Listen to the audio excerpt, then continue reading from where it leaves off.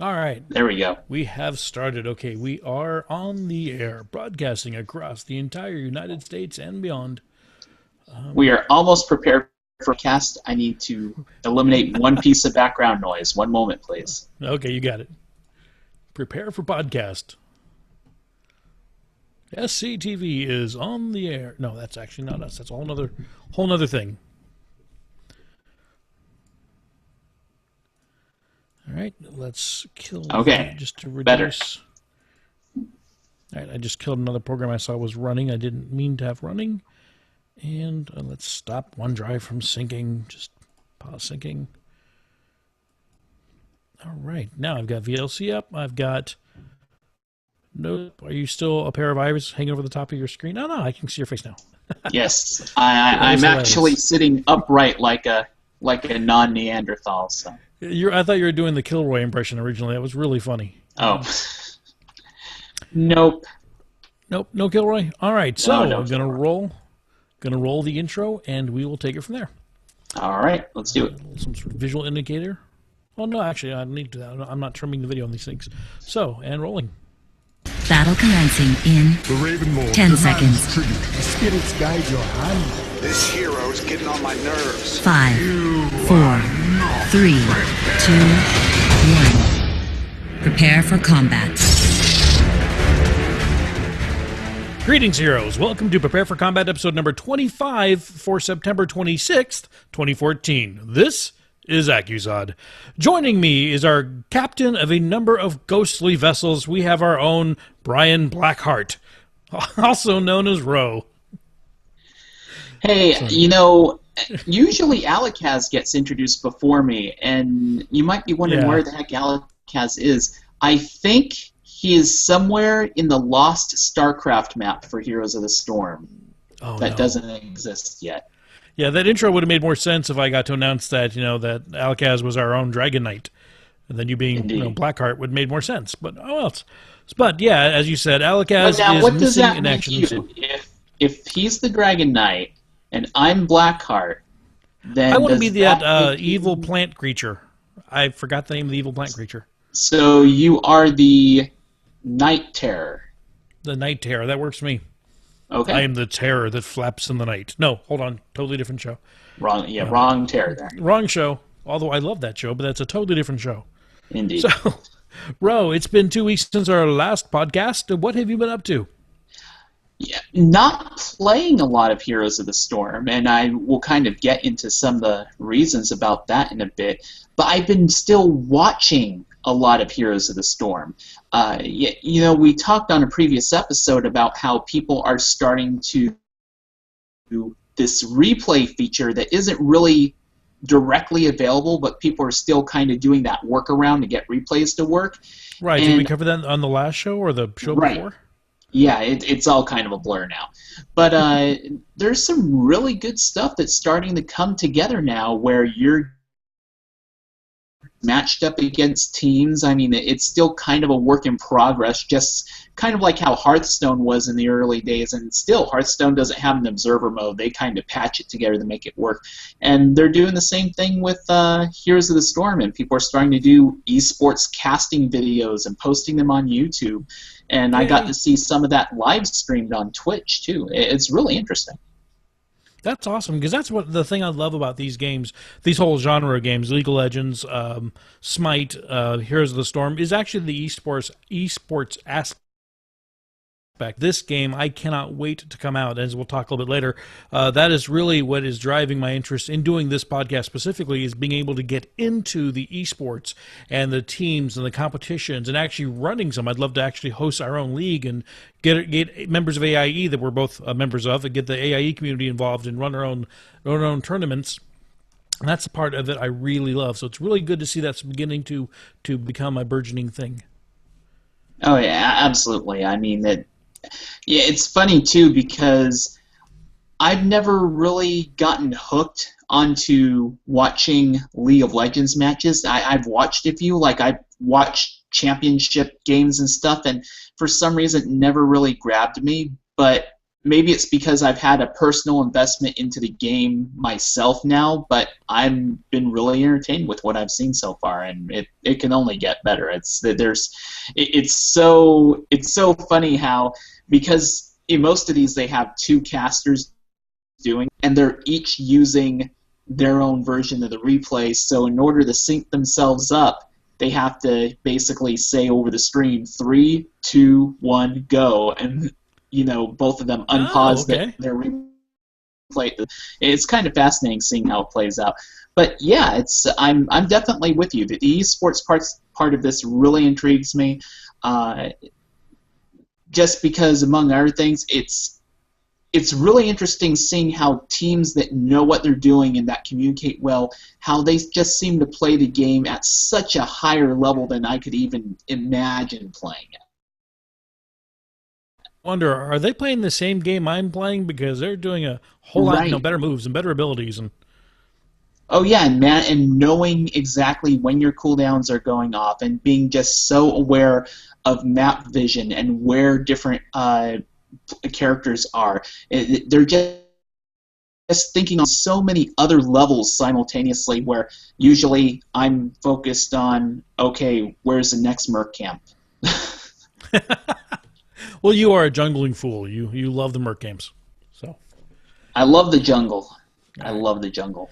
All right, so as of just a little update on what I've been doing, for those of you who've been following me in different podcasts and shows and things, getting ready for the AIE Gameathon, a big event coming up where we're a little fundraising drive to help our community. I will be doing 12 hours non-stop broadcasting on the AIE podcast channel. So we're getting that spun up. But unfortunately, that is being hampered. In fact, this podcast is being hampered by the fact that I've been working nonstop. I got a big project going on at work. And for those who are interested in like all the nitty-gritty details, I've actually posted on my personal blog at accusod.com some screenshots of what I'm working on, just to kind of show, hey, this is why I'm not around at the moment. I'm really busy building this new product. So it's a lot of work. But that's life. That's pays the bills. It's what keeps us going. Exactly. Keeps us driving. All right, so hey, with that, I think it's time to get into the really big news we've got going on this week. So we'll start with this week's news. Oh, good. The main attraction is about to begin. All right, so Blizzard has announced that the first phase of Technical Alpha was a massive success, and they are going to move on into the next phase. It's still an alpha, it's not quite beta yet, but they're taking the game and they're taking it off of the alpha hardware and they're putting it onto the production hardware. So this is the next major hurdle of moving on to actual launch. So the game's actually going to run on the real hardware, and there's a bunch of side effects of this.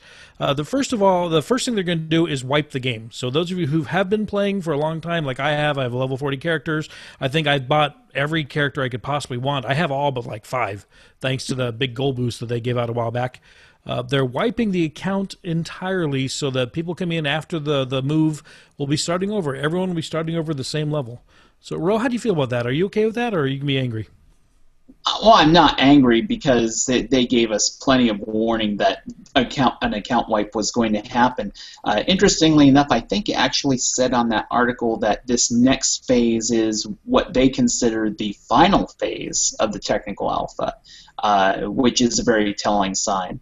And anyone who participated in the alpha at this point is getting this like weird rainbow pony mount called a Wonderbilly, or is it a goat? It's like a rainbow goat. It's a rainbow goat. If My Little Pony was a goat, that's what it would look like. It's a rainbow My Little Pony goat. It's the weirdest thing. I do not see any of my characters riding that, except maybe Lily. I might let Lily ride the Wonderbilly. Okay, I can see Lily. I mean, it's beautiful, it's cute, it's very well designed, but oh no, I'm not going to be riding that. Right, but no, I'm not surprised. I'm not angry. This was going to be coming. Everything's going to be wiped, except of course real money purchases. If you made any purchases with real money, that gets refunded to your Battle.net balance, which is awesome. I mean, that means you can, buy Hearthstone packs with it, pay for, Warlords of Draenor or a month of WoW, or buy characters again. I think I spent a total of $20 or $25, somewhere in that neighborhood, because I think I bought a bundle and another character. So I'll have a little bit on my Battle.net balance. I don't think I'm going to buy any heroes with real money after the account at the start. This part of the alpha has given me a fairly good feel for which characters I want to go after and level up and acquire with the gold that I get in game.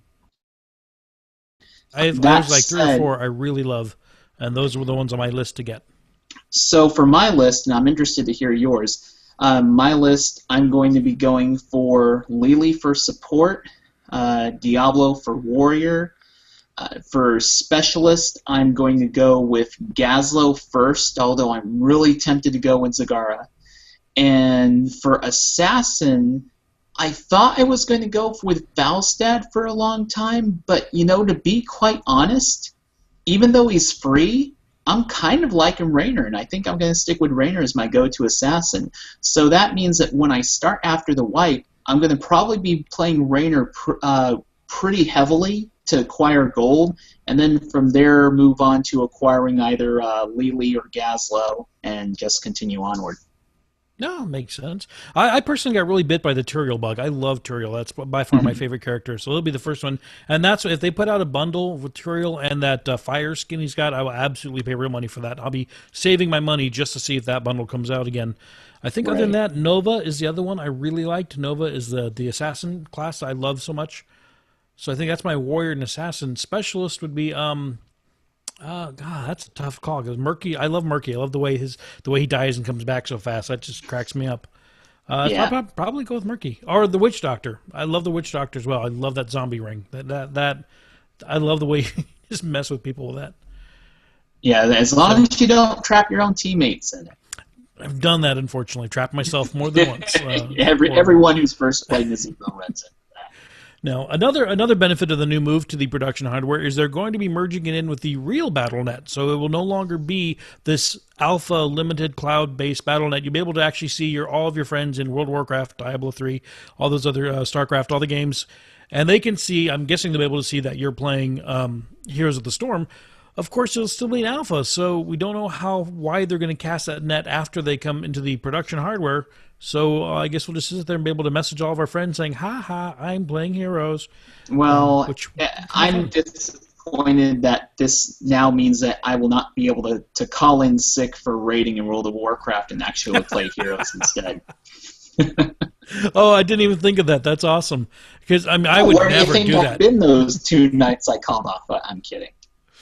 Oh, we got to run Siegecrafter? No, I'm sick. Sorry, guys.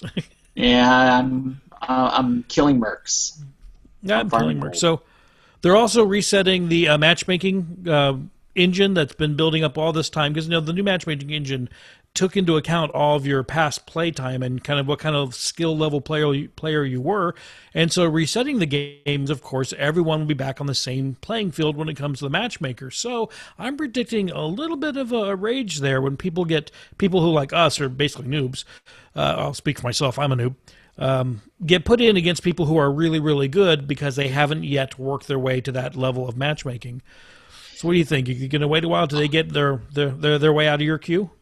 I think solo players are going to experience some of that frustration, but I think one thing that we're going to learn here is that a lot of people that have been playing the alpha for a long time have gone to the point where, they've made a number of friends, they've probably formed, partial or full teams, and I think those players are going to have the least amount of difficulty and trouble because they're going to be going in as a team, which means they're going to get matched up against another team, and you won't have to necessarily worry about your teammates being good or fail. It's just going to be a little more RNG of, okay, is the team we're getting matched up against early in the phase going to be a good team or a bad team? Oh, good point. Myself, I'm not too concerned about the matchmaking for that because, honestly, in the very beginning, I don't see myself playing a whole lot of versus. I think I'm going to be playing co-op for the most part. And what I've noticed with co-op, at least in this previous phase, is that the computer can win, but you have to mess up really bad for the AI to win. I've had my Or butt kicked by the AI. for me, most of my games have not been a matter of if we're going to win, but when. If we play poorly, then the game could go end up taking 25 or 30 minutes, but most of the ones I've been in take about 15. But the thing I'm most excited about is not even co-op, because according to what I saw on what's going to be available when things come back, is custom games. They've said that we're planning to re-enable custom games and will also allow players to watch and review replays of their matches. That's coming with this next major patch when they come back from that week off. That is huge. That is huge. I missed that part. Yep, That is it's massive. from the Calm Before the Storm thing. It's what to expect from the upcoming patch. They said we're planning to re-enable custom games and also allow players to watch and review replays of their matches. Also, 2 new heroes will make their way to the battlegrounds of the Nexus, Anubarak and the Traitor King, and Asmodean, the Lord of Sins. So those other 2 characters that we got teased with at PAX and Gamescom, they are finally going to make their appearance. Nice. I was wondering when they were going to come out because they did tease those pretty far back. We're kind of surprised they didn't come out earlier than that. But no, so that's great. And I don't know if I mentioned it, but this all happens in 3 days on September 29th. Well, 3 days depending on when you're listening to this. So on September 29th, they're taking the game down for a week to migrate it over to the production servers, and then it'll come back up in the new version. If you want to get in and play any hero you want, because they're all unlocked right now, you can do so for the next 3 days, and that's it. And then you're gonna have to find something else to do for a week. And you know I'm what? gonna go play WoW. The funny thing about it, though, is, like I said, I pretty much stopped playing about a week ago, even though all the characters are available and open to me.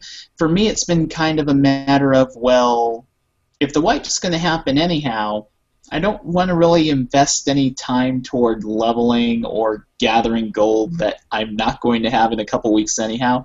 And they've said that this wipe, in theory, going to be the last account wipe that they do. If something comes up and they feel they really need to do an account wipe and data wipe and stuff, they'll do it. But they really want to avoid doing that. So basically, when things come back, we're playing for real, even though it's still an alpha. There's going to be no going backsies unless something really bad goes down. I'm really surprised by that because I feel that people who were lucky enough to win the lottery and get into the alpha kind of an unfair advantage because they're going to have weeks, months maybe of time building up gold and buying all the characters and getting experience playing the game, that when they get into beta and then eventually into launch, all those new players aren't going to experience. I kind of expected a wipe right at launch, but I think it's a good and a bad thing, though, because if you think about it, if the people who've been playing in the alpha for a long time have all that time to get gold and to choose the characters that they play. One thing that kind of concerned me, and it's going to be a bit of an issue at the start of this phase, is since most people are not going to have access to a whole lot of characters unless you're paying real money for it, you're going to have a lot of people choosing to play the same characters. And for, like, Raynor is going to be kind of tricky. And since you can only have one particular character on each team, that means queue times for certain characters may be longer than others. If you allow these people who've been in the alpha for a long time to accumulate gold, unlock characters and such, that's going to be a benefit when the game goes into beta because you're going to have less possibly clustered on certain characters and slowing down queue times for those characters. That's really good. I never thought of that. That's a great idea, actually. That does make me feel a lot better about the idea. So it will make it easier for people getting. I know how to spin it. That is absolutely awesome. That is absolutely awesome. So I think that's all the big news coming up with the alpha. I don't recall anything else. I looked at my little cheat sheet here, and that is all I had noted down. So with that, let's jump over to the other news item, which is not a major news item, but no, it's something of note. BlizzCon, of course, is coming up November 7th. I think that was the 7th, if I remember the date correctly. And Blizzard finally announced their giveaways if you buy the virtual ticket or if you buy the actual ticket to go to BlizzCon, if you're lucky enough to get through that lottery. First of all, the World of Warcraft, there's a Gromlock pet, which is just cute. It's a little Murloc orc mix, as far as I understand. Part Grommash Hellscream, part Murloc. Hence, oh, okay. All right, I like that. So, of course, if you're a if you're a Hearthstone player, there will be a Heroes of Warcraft Blizzard card back. Not really sure. Is that like a big draw? I mean, I Hearthstone. I love the game. It's a great time killer, but I've never really got into. Ooh, look at the back of my cards. Is that a thing? Well, it's kind of a status thing. Some people like collecting all the different card backs. It's nice to, against someone to not necessarily have the same card back. You can kind of show off. It's like, look, I got this card back, which I got from doing this thing or that thing. Now, the BlizzCon one, while it doesn't look super fancy and shiny and crazy, it is something that people will be able to associate with BlizzCon, so when they play Hearthstone, it'll be like, oh, this person got the virtual ticket or went to BlizzCon in person. Gotcha. So it's like the BlizzCon polar bear mount, and I see people running Right, by. Oh, hey, exactly. somebody went to BlizzCon. Okay. Exactly. It's just a vanity thing. Now, if you're a StarCraft player, well, I mean, you'll get this anyway, but for StarCraft, you'll get portraits and decals. I guess that's for when you're looking at the game select screen. You can see different people, and they'll have their portraits. I guess same concept, flagging, oh, that guy went to BlizzCon because he's got this awesome portrait. And one of those decals is a Heroes of the Storm decal. Which I like. Now, that one I would use. Although, I tried StarCraft 2, and I never got into it because I didn't like the resource building phase at the beginning. To me, that was just a waste of time. Let me get right into attacking people, which is why I love Heroes. Diablo 3, Warlords of Draenor, Weapon Transmogs. I didn't even know you could transmog in Diablo. I guess I missed that part. It's a huge thing. Huh. In fact, I'd say the transmog system in Diablo is far superior to what you have in Warcraft. I'm going to have to jump back into that and try it, because I played Diablo 3 when it first came out. I got all the way to the end, killed Diablo, and said, okay, done. Haven't gone back in since, so I'll have to try that. But okay, the one we really want to talk about is the Heroes of the Storm goodie that you get if you go to BlizzCon or buy the virtual ticket. You get a, what do we call this thing? Where's that last name of it? The Nexus Charger, which is a really cool-looking mount. It's like a horse that's all glowy and black and spooky looking. I love it. Now, that is the one I would ride all the time. Oh, yeah. I definitely could see myself using this mount pretty much as my default mount, unless I'm playing Lily, then I'll put her on the Wonder Dilly. But anyone else can use the Nexus Charger. And you also get the mysterious Nexus Brawler portrait. So if you played Heroes choice when you don't know what hero you want to play, they create this little generic ghost body person. I don't know how you describe that thing, but it's just a black standing person. It's really kind of cool and spooky looking. You get that as your portrait, I guess, on the forums, which I thought interesting. And again, I think another way to know. Actually use that portrait. I can see that. It's actually very cool. Mm-hmm. It's got the Heroes logo on this forehead, kind of like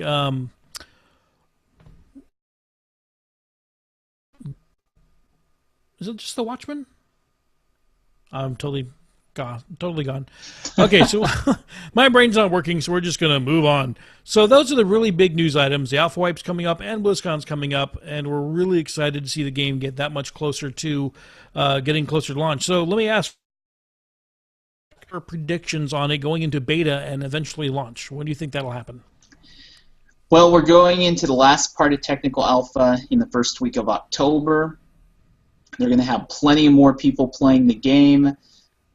That's 4 weeks before BlizzCon. I don't think that they say at BlizzCon the beta begins right now, but I do think that they will say in BlizzCon, we plan to start the beta in let's see.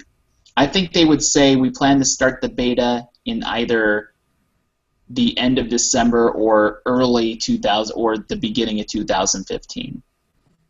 Okay. I'm going to go the opposite direction and say that the beta begins at BlizzCon. Because I really want that to happen. So I'm going to say that's what they're going to do. Because again, I have the feeling that I'm expecting to be an open beta where they kind of open the doors, let everyone finally get in and play, and I'm really excited for that. So that'll be my prediction.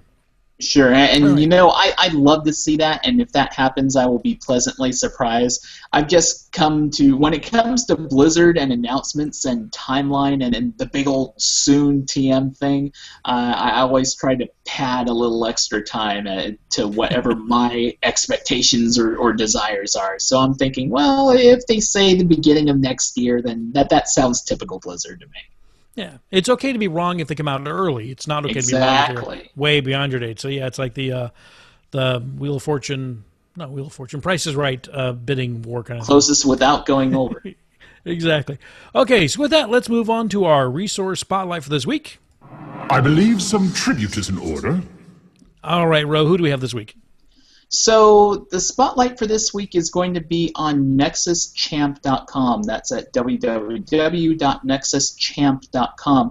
And this site is really interesting because, as I was talking about in the beginning of the show, I've been doing a lot of watching of other people playing Heroes of the Storm.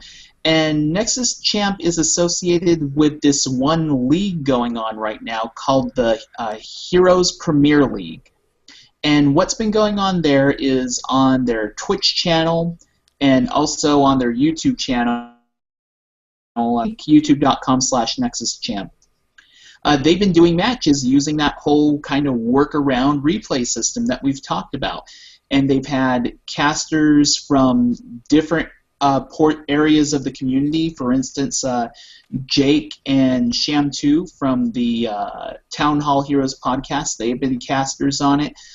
Kevin Naki, who is, this really huge StarCraft 2 caster who then, after he left the IPL, he joined Blizzard and worked with Blizzard in their esports production, and then he left Blizzard not too long ago, so now he's doing kind of some freelance casting with Nexus Champ. It's really fun stuff. It's interesting to see the first generation of casting Heroes of the Storm matches. And it's been really fun and entertaining. Of course, along with that, this Nexus Champ site has, guides, map guides, talent builds. They have their own team. It just feels like this site is really starting to come together.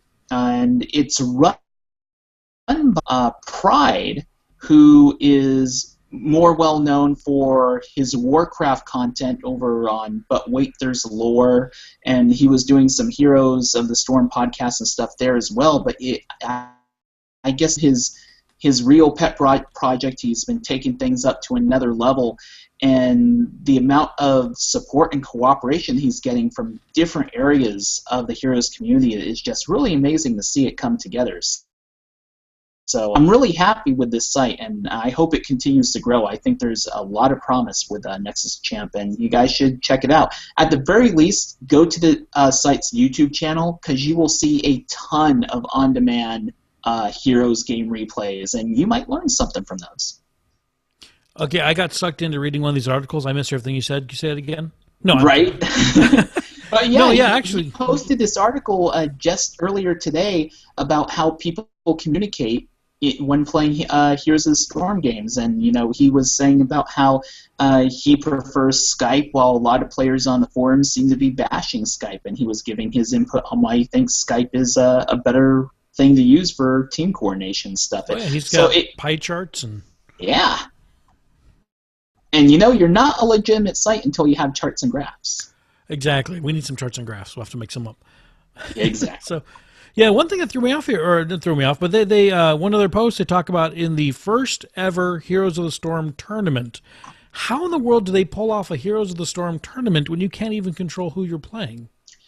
Matchmaking rating. So basically, the way it kind of works is these teams that have formed up, they're pretty much playing at a high enough level right now that you can basically, if your teams join the queue at the same time, and you have really approximate matchmaking ratings, you can kind of work it so that you get matched up.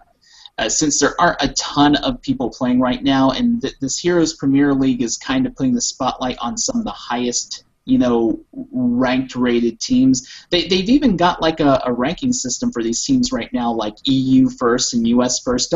Don't ask me how they even figured that stuff out. By height, I think. Yeah, they're basically just making use of the matchmaking rating, which is kind of interesting when you consider with this wipe coming around and the matchmaking rating being reset, they're not going to be able to necessarily do what they were doing previously. Now, that said, custom games are coming back in, so with custom games coming in, they don't even have to worry about that. So yeah, they were basically just making the matchmaking ring system work for them. Custom games are coming in when the game comes back, so they'll no longer have to worry about that. That's awesome. Yeah, I can't believe the effort they're going to, and especially all the people who are doing these live casting or replay casting. I guess that's what you call it. The effort they have to go to actually pull off the recording of a live play casting is immense, because there is no, you can't watch it live. You've got to take the recording and then cast or do the announcement of the the game announcers of the game from the recording, and everybody has to sync it up, as you said earlier before the show. People have to actually, all the people casting have got to sync the recordings up and make sure there's no glitches in playback. So they're really taking some effort in order to pull off this casting. So definitely kudos to them, because that is awesome content.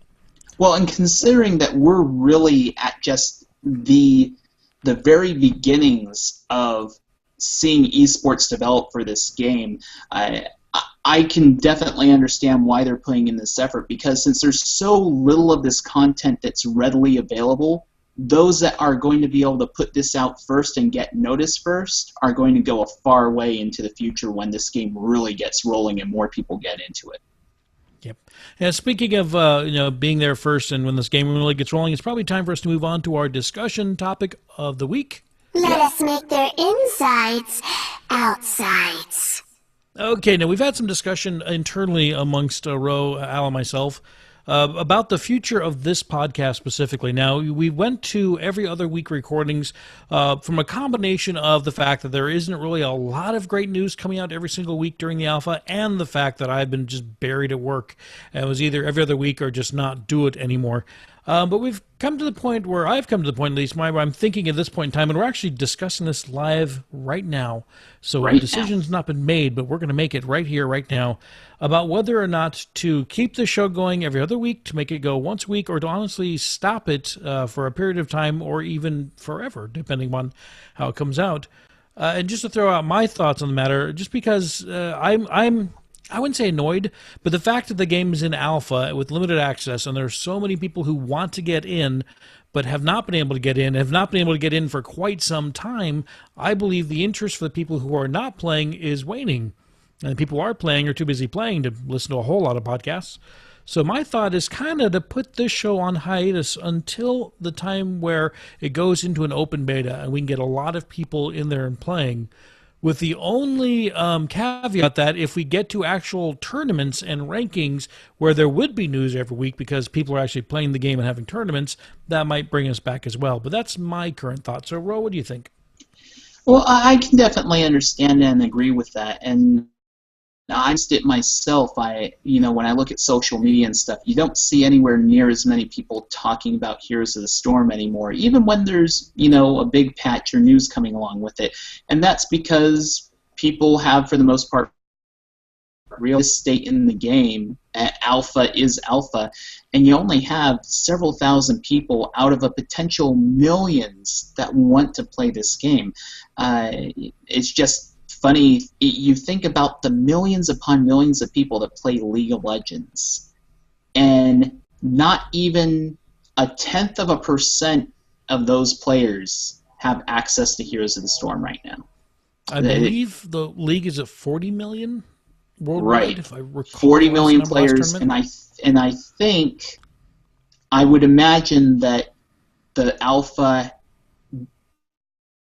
definitely 40,000 people playing it. Oh, you think that much? You have 2,000 to 3,000 people who are playing at any given time. I would think that it can't be more than 40,000 people who have access. Yeah, so, I actually wouldn't have gone that high. Right, I'm being generous. But to kind of get to your point, I definitely think that interest in general is waning.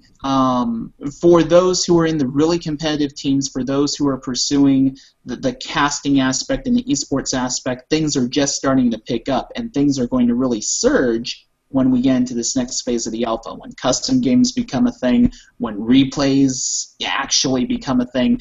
That's going to be very important, and that's a big first step. But we really do need to see some fresh blood and interest in him. The esports aspect is going to help that to a degree, Tournaments that have possible prize support will help that to a degree, although Blizzard has said that they don't really want to see any of that right now because of how early in the alpha it is. Right now, these tournaments and gameplay that you're seeing is just basically teams playing each other for bragging rights. But yeah, Zod, I tend to agree. I think we need to see more people playing the game. It wouldn't hurt to have a few more heroes. It wouldn't hurt to have another map or two. I don't know how long it's going to take us exactly to get into the beta, but it's one of those things where right now, looking at it, just really objectively here, we could give you guys resource spotlights and hero spotlights in an alpha right now, and 6 months from now, a good 2/3 of the information we will have given you in the first run of the show could be entirely obsolete. I mean, if you think about it, this podcast, very much like the game, has been in a technical alpha. We've changed hosts, we've altered the format, we've gone through all the bumps and changes just like the game has. So I almost find it a little fitting we are talking about the game before it goes dark for the week, that we're thinking about going dark for a period of time ourselves. Yep. I definitely think that that's probably just in the interest of making good radio or television, depending on if you're watching the video or not. Making good podcast. Making good podcasting. It's probably best for us. I think now that we actually have a show and a flow and a format and a system that works, let's just freeze it there and wait until we actually have content worth talking about every single week. Because I have to admit, I don't like the every other week schedule, even though we had to go to it for a number of reasons. In my mind, a podcast should be at least weekly. I don't know if anybody does a daily podcast besides the news sources of sort. But to my mind, a podcast should be weekly or just forget it, unless it's And I think, and no offense to your logo skills, Zod, I think we need a they're horrible. Logo. Holy cow, my logo is... I had like 3 seconds, said, oh yeah, I went to put the podcast in iTunes, and my brain went dead. The program you put your podcast into to syndicate, hold on, Feedburner. Feedburner's like, you need a logo. I'm like, I don't need a logo. It's an audio podcast. No, you really need a logo. If you want to put this in iTunes, I was like, okay, fine. Photoshop, big black square, white letters, done. There's your logo. It's like, yeah, it is horrible. It is nowhere near the quality it needs to be for the quality of show I want to do. So I quite agree. So if we put a pause on the show itself, that should give me some time to try to actually get some artwork done for the show. Absolutely. So and I don't think you guys need to really worry too much about us disappearing entirely. I do think that the show is going to be back because I'm still interested in this game. I'm really starting to get interested in it now that the esports stuff is starting to get a roll on. I still want to talk about Heroes of the Storm, so by God, I'll be here. If Zod's not here, I'll be here. I'll just run the damn show myself. Yeah. It's all yours. No, so I think that kind of made a decision for us. We're going to go dark for an indeterminate period of time and then come back with a vengeance. And to be honest, it may even be next week if, the alpha comes back online, or the week after, if the alpha comes back online and suddenly, you can spectate and a lot more people get in and there are matches to talk about, we may say, yep, that's it. That's the tipping point. We're back. But for those of you who have been listening to the show since the beginning several months ago, we're in show number 25, and we've missed a week here and there. It's been at least 6 months. Yeah. At least 6 months. Holy cow, where does time go? So those of you who have been listening, we appreciate you more than I can possibly put into words. Please don't be upset if you find we're not there next week or the week after or a couple weeks after there. We will be back as soon as there's actually really good, compelling content to talk about. And we can find Alec.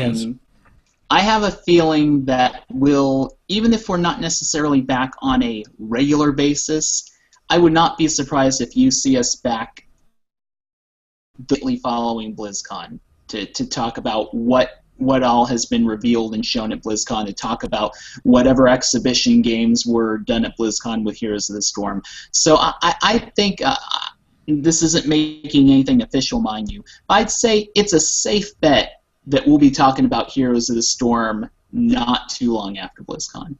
Nope, that's official. We're going to come back and do a BlizzCon show no matter what. Yep.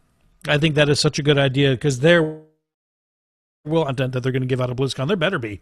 Not fact, to mention, do a show. Rod's going to get an interview with I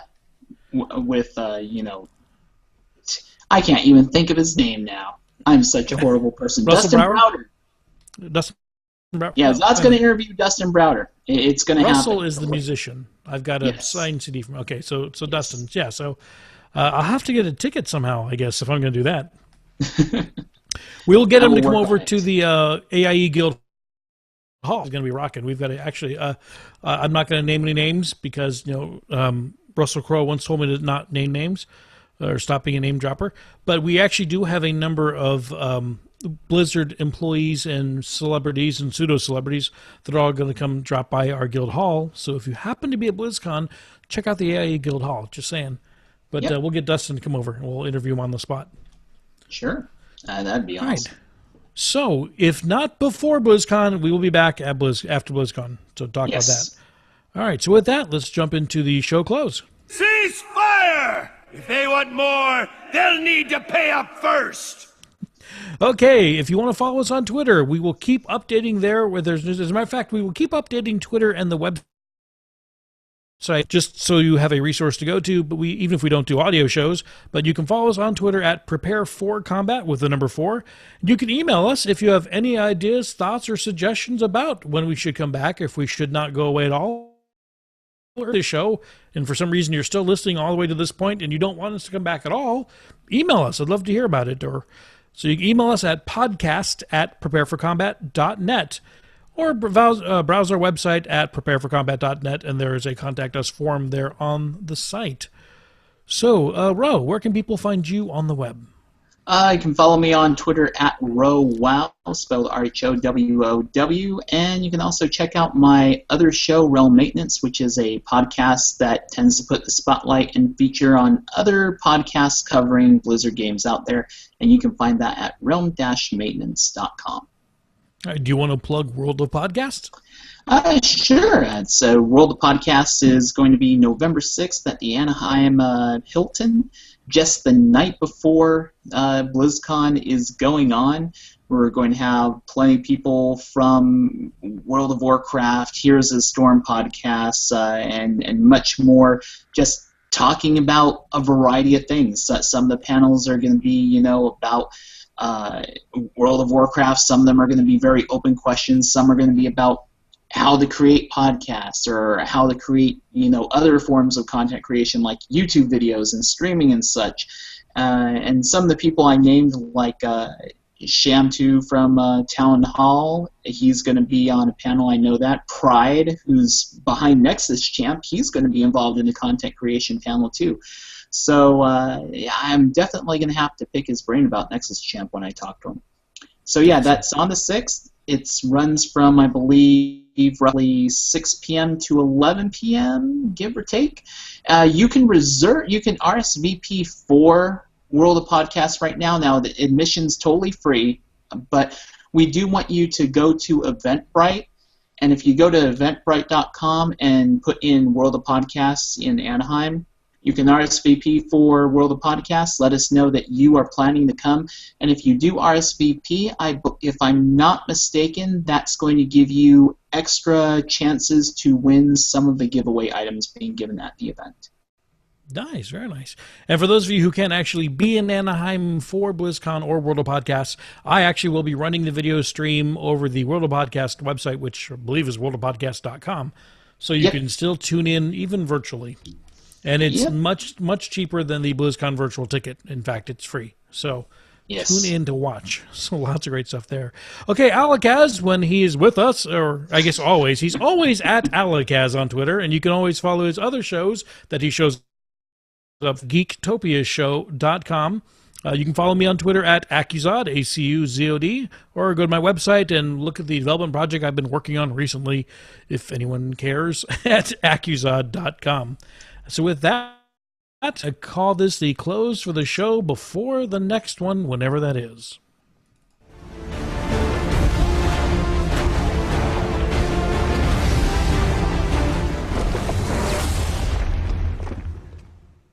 Woohoo! Digis So not the- people. Awesome. All right, for those of you still tuned in the video feed, again, thank you guys so much. And I please would love your feedback at podcast@prepareforcombat.net. Yep. If you actually been watching these shows and you hung in for this entire video, I really want to hear your feedback because I want to keep you coming back when we return. So please email us. Absolutely. All right, with that, I'm taking us off the air. Bye, guys. See ya.